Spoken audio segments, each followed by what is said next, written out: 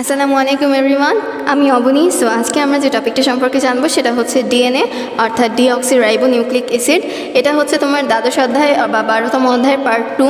Part 1-এ হচ্ছে আমি এই অধ্যায়ের প্রথম দিকে যে জিনিসগুলো লেখা ছিল সেগুলো সম্পর্কে বলেছি। সো এই পার্টে আমি শুধুমাত্র হচ্ছে তোমার ডিএনএ সম্পর্কে বলবো, অর্থাৎ ডিএনএর যে রাসায়নিক গঠনটা রয়েছে সেটা সম্পর্কে বলবো। এখন তোমরা হয়তো নিশ্চয়ই জেনে থাকবে যে ক্রোমোজোমের ভেতরে একটা প্যাটার্ন থাকে, যার কারণে এক বংশ থেকে আরেক বংশে গেলে প্রাণীটা কীরকম হবে সেটা কিন্তু সেখানে লেখা থাকে। যেটাতে এই বৈশিষ্ট্যগুলো লেখা থাকে সেটাই হচ্ছে তোমার ডিএনএ। এই ডিএনএটা হচ্ছে তোমার ক্রোমোজোমের ভেতরে থাকে। এখন আমি তোমাদেরকে যেমনটা বলেছিলাম যে এই ডিঅক্সিরাইবোনিউক্লিক অ্যাসিডের ডিঅক্সিরাইবো মানে কি জানতে হবে, নিউক্লিক অ্যাসিড মানে কি সেটাও জানতে হবে। ডিঅক্সিরাইবো, এই রাইবো যে কথাটা, এই রাইবো শব্দটা আসছে হচ্ছে তোমার রাইবোজ সুগার থেকে। এখন তোমরা হয়তো জেনে থাকবে যে নিউক্লিক অ্যাসিডে দুই ধরনের তোমার সুগার থাকে, একটা হচ্ছে রাইবোজ সুগার আর একটা হচ্ছে ডিঅক্সিরাইবোজ সুগার।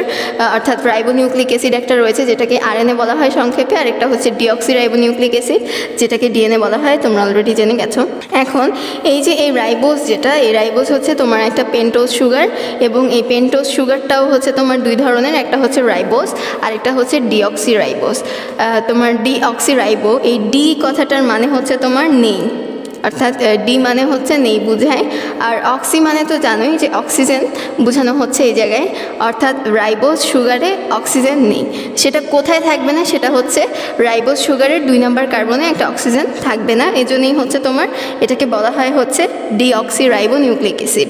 তাহলে এই তোমার যে সুগারগুলো রয়েছে, যেমন পেন্টোজ সুগার, তারপরে শর্করাকে আমরা কি বলি, হেক্সোজ সুগার, অর্থাৎ ওই জায়গায় কি আছে তোমার 6টা কার্বন রয়েছে। তোমরা হয়তো কেমিস্ট্রিতে জৈব যৌগ যদি পড়ে থাকো তাহলে জানবে যে মিথ, ইথ, তারপরে হচ্ছে তোমার প্রো, বিউট, পেন্ট, হেক্স, এগুলো তোমরা হয়তো পড়ে থাকবে। সো এই যে এই পেন্টোজ সুগার সেটা হচ্ছে তোমার 5 কার্বন বিশিষ্ট, আর হেক্সোজ সুগার যেটাকে আমরা গ্লুকোজ বলে থাকি সেটা হচ্ছে তোমার 6 কার্বন বিশিষ্ট।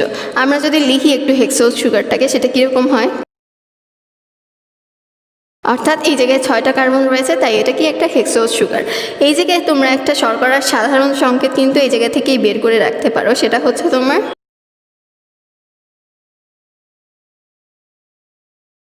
অর্থাৎ অনুপাতগুলো হবে হচ্ছে তোমার কার্বন থাকবে 1 অনুপাতে, হাইড্রোজেন থাকবে 2 অনুপাতে, এবং অক্সিজেন থাকবে হচ্ছে 1 অনুপাতে। অর্থাৎ এই জায়গায় দেখতে পাচ্ছ কার্বন যে কয়টা আছে, হাইড্রোজেন কিন্তু তার ডাবল রয়েছে। এটা কি দেখিয়েছি আমি, তোমার হেক্সোজ সুগার বা গ্লুকোজ যেটা রয়েছে সেটার সংকেত দেখিয়েছি।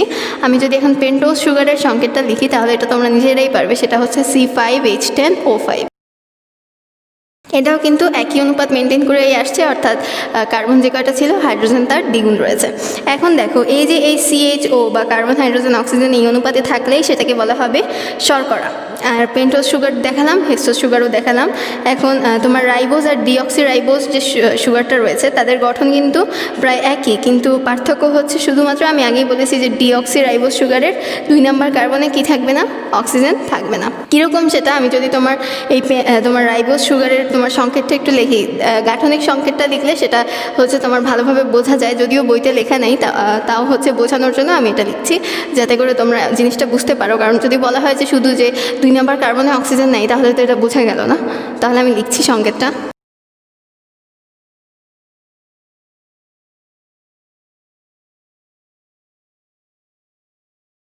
সো এই জায়গায় আমি কার্বন দিলাম কয়টা দেখতে পাচ্ছ, 5টা কার্বন দিয়েছি, 1 2 3 4 5। এই কার্বনগুলোর যদি আমি নাম্বারিং করে রাখি তাহলে বুঝতে আরও সুবিধা হবে। সো আমি যেমনটা বলেছিলাম এটা হচ্ছে তোমার রাইবোজ যে সুগার সেটা, আর এটা হচ্ছে তোমার রাইবোনিউক্লিক অ্যাসিড তোমার তৈরি হয় হচ্ছে এই রাইবোজ সুগার দিয়ে, অর্থাৎ যেটা আরএনএ রয়েছে সেটা। আর ডিঅক্সিরাইবোনিউক্লিক অ্যাসিড যেটা রয়েছে, আমি কি বলেছিলাম যে 2 নম্বর কার্বনে অক্সিজেন থাকবে না। এই জায়গায় 2 নম্বর কার্বন কোনটা দেখতে পাচ্ছ, এটা হচ্ছে তোমার 2 নম্বর কার্বন। এই 2 নম্বর কার্বনে কিন্তু অক্সিজেন আছে, কিন্তু এই ডিঅক্সিরাইবোজের ক্ষেত্রে এই 2 নম্বর কার্বনে তোমার এই অক্সিজেন যেটা রয়েছে সেটা থাকবে না, শুধুমাত্র হাইড্রোজেন থাকবে। এখন এই সংকেতটাকে যদি আমি একটু ঘুরিয়ে লিখি তাহলে জিনিসটা কেমন হয়, অর্থাৎ আমি যদি এটা হচ্ছে তোমার ডিঅক্সিরাইবোজ, আমি আগে যেটা লিখেছিলাম সেটা ছিল রাইবোজ, অর্থাৎ এই অক্সিজেনটা যখন কেটে দিয়েছি তখনই সেটা হয়ে গেছে কি ডিঅক্সিরাইবোজ। তাহলে আশা করি তোমরা এই ডিঅক্সিরাইবোজ আর রাইবোজের মধ্যে পার্থক্যটা বুঝতে পেরেছো।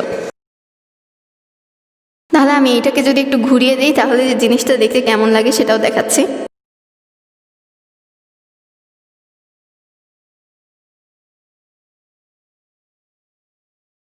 ঠিক আছে, এটা দেখে হচ্ছে ভয় পাওয়ার কিছু নেই, এটা অনেক সহজ একটা সংকেত। জাস্ট হচ্ছে তুমি কার্বন 5টা দিবা, এই জিনিসটাকে যদি আমি জাস্ট ঘুরাই দিই তাহলে হচ্ছে তোমার এই 5 নাম্বার যে কার্বন সেটা উপরে চলে যায়, সেটাই উপরে দিয়ে দিলাম।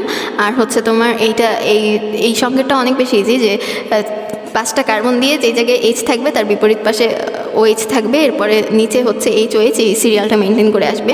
এটা অনেক সহজ একটা জিনিস। তাহলে তোমরা দেখতে পাচ্ছ এই আমি যখন এই জিনিসটাকে ঘুরিয়ে দিয়েছি তখন এইটা কি হয়ে গেছে, 1 নাম্বার কার্বন, এটা 2, এটা 3, এটা 4, আর আমি তো বললাম যে ঘুরিয়ে দিলে এই 5 নাম্বার কার্বনটা কি হয়, উপরে চলে যায়। সো এটা কি 5 নাম্বার কার্বন।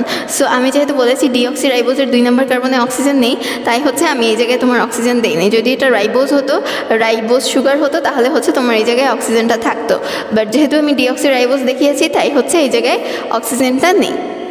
তাহলে আশা করি তোমরা এইটুকু পার্থক্য বুঝতে পেরেছো ডিঅক্সিরাইবোজ এবং রাইবোজের মধ্যে। এরপরে দেখো নিউক্লিক অ্যাসিড, যেটা এই নিউক্লিক অ্যাসিডের মধ্যে আমি কী লিখে রেখেছি, যে নিউক্লিক অ্যাসিডকে যদি আমরা হাইড্রোলাইসিস বা আদ্র বিশ্লেষণ করি তাহলে দেখতে পারবো কি রয়েছে সেখানে। পেন্টোজ সুগার রয়েছে, নাইট্রোজেন বেস রয়েছে এবং কি রয়েছে, ফসফরিক অ্যাসিড বা H3PO4 রয়েছে। এখন দেখো এই যে এই ডিএনএকে কেন হচ্ছে তোমার নিউক্লিক অ্যাসিড বলা হয়, কিন্তু এখানে কিন্তু ক্ষারও রয়েছে, এই নাইট্রোজেন বেসও রয়েছে, আর এই নাইট্রোজেন বেসটা নিয়ে কিন্তু আমরা বেশি পড়ে থাকি। সো এটাকে কিন্তু তোমার বেস হওয়া উচিত ছিল, বাট এই জায়গায় হচ্ছে তোমার এই যে ফসফরিক অ্যাসিড সেটার পরিমাণ অনেক বেশি থাকে। লাইক একজনের যদি খারাপ গুণ বেশি হয় আর ভালো গুণ যদি কম হয় তাহলে আমরা তো সেটাকে খারাপ মানুষই বলে থাকবো। সো ঠিক তেমনি হচ্ছে তোমার এই ডিঅক্সিরাইবোনিউক্লিক অ্যাসিড যেটা রয়েছে সেখানে হচ্ছে তোমার ক্ষারের চেয়ে অ্যাসিডের পরিমাণ বেশি, হচ্ছে তোমার অ্যাসিড নামকরণ এটাকে করা হয়েছে। তাহলে এটা তোমরা বুঝে নিলে যে কেন হচ্ছে ডিঅক্সিরাইবোনিউক্লিক অ্যাসিড বলা হয় জিনিসটাকে। এরপরে দেখো এই যে এই নাইট্রোজেন বেসটা হচ্ছে তোমার 2 ধরনের হয়ে থাকে, একটা হচ্ছে পিউরিন আর একটা হচ্ছে পাইরিমিডিন। এই পিউরিন আর পাইরিমিডিন সম্পর্কে বেশি কিছু জানতে হবে না, জাস্ট এইটুকু জেনে রাখো যে পিউরিন হচ্ছে তোমার 2 রিং বিশিষ্ট একটা ক্ষারক, আর পাইরিমিডিন সেটা হচ্ছে তোমার 1 রিং বিশিষ্ট একটা ক্ষারক। আর পিউরিন হচ্ছে তোমার অ্যাডেনিন আর গুয়ানিন এই 2 ধরনের, আর পাইরিমিডিন সেটা হচ্ছে সাইটোসিন আর থায়ামিন, আর ইউরোসিলও রয়েছে এই জায়গায়, সেটা হচ্ছে তোমার আরএনএতে থাকে। সো আমরা যেহেতু ডিএনএ নিয়ে পড়ছি সো এই 4টা মনে রাখলেই হবে। এখন আমি যেটা সম্পর্কে বলবো সেটা হচ্ছে তোমার নিউক্লিওসাইড ও নিউক্লিওটাইড। সো তোমরা তো ডিএনএর যে রাসায়নিক গঠনটা রয়েছে সেটা আমি অলরেডি বলেই ফেলেছি, যে নিউক্লিক অ্যাসিড কী নিয়ে গঠিত ছিল, নাইট্রোজেন বেস, পেন্টোজ সুগার এবং হচ্ছে তোমার ফসফরিক অ্যাসিড যেটা রয়েছে সেটাই আমি এখন লিখে রেখেছি। সো আমার যেটা বলা উচিত ছিল যে নিউক্লিওসাইড আর নিউক্লিওটাইড কি, সেটা নিউক্লিওসাইড মানে হচ্ছে তোমার এখনও নাইট্রোজেন ঘটিত ক্ষারক আর এখনও পেন্টোজ সুগার নিয়ে যে যুক্ত যে গ্লাইকোসাইডিক যে যৌগটা রয়েছে সেটাই হচ্ছে তোমার নিউক্লিওসাইড। অর্থাৎ নিউক্লিওসাইড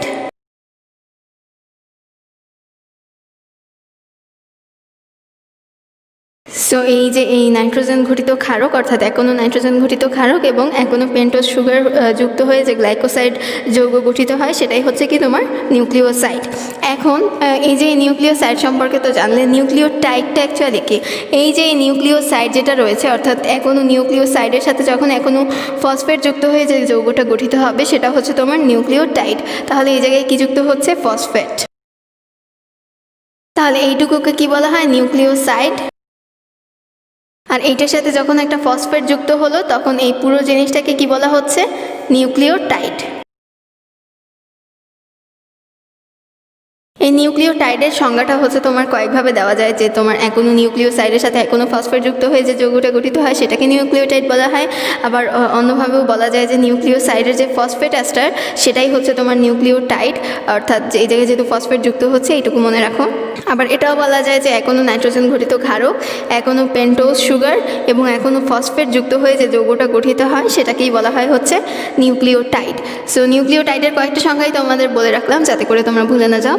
এখন দেখো এই যে এই নিউক্লিওটাইড যেটা রয়েছে সেটাই হচ্ছে তোমার যে নিউক্লিক অ্যাসিড, সেই নিউক্লিক অ্যাসিডের গাঠনিক একক। তাহলে আশা করি নিউক্লিওটাইড এবং নিউক্লিওসাইড সম্পর্কে তোমরা বুঝতে পেরেছো। আজকের ভিডিও এই পর্যন্তই। পরবর্তী পার্টে হচ্ছে আমরা ডিএনএর যে ভৌত গঠনটা রয়েছে সেটা সম্পর্কে জানবো। সো এটা হবে হচ্ছে তোমার পার্ট 2। পার্ট 3তে আমি বলবো হচ্ছে ডিএনএর যে ভৌত গঠনটা রয়েছে সেটা সম্পর্কে।